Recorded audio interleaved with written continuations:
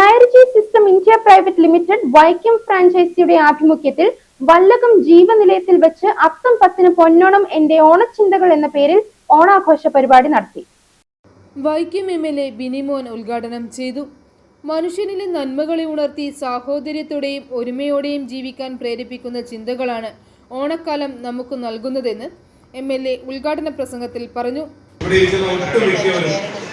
എല്ലാവരെയും ചേർത്ത് പിടിച്ച് സാധാരണക്കാരെ വേദനിക്കുന്നവരെ ചേർത്ത് പിടിച്ച് മുമ്പോട്ട് പോയവരാണ്.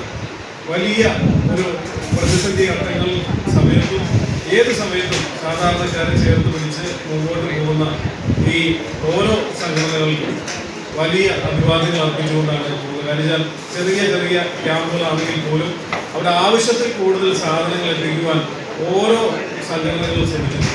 ഫ്രാഞ്ചൈസി ഡയറക്ടർ MV മനോജിന്റെ അധ്യക്ഷതയിൽ ചേർന്ന യോഗത്തിൽ Pathadipalam Shanthibhavan superior father Manoj Joseph മുഖ്യപ്രഭാഷണം നടത്തി. വിവിധ മേഖലകളിൽ കഴിവ് തെളിയിച്ചവരെ ചടങ്ങിൽ ആദരിച്ചു.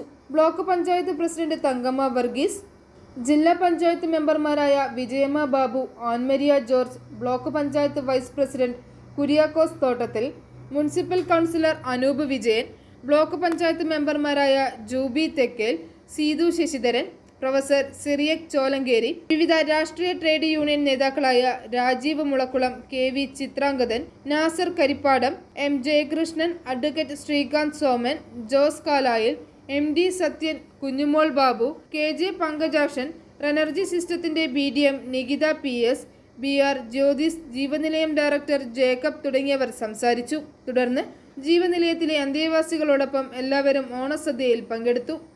i4 news Vaikom.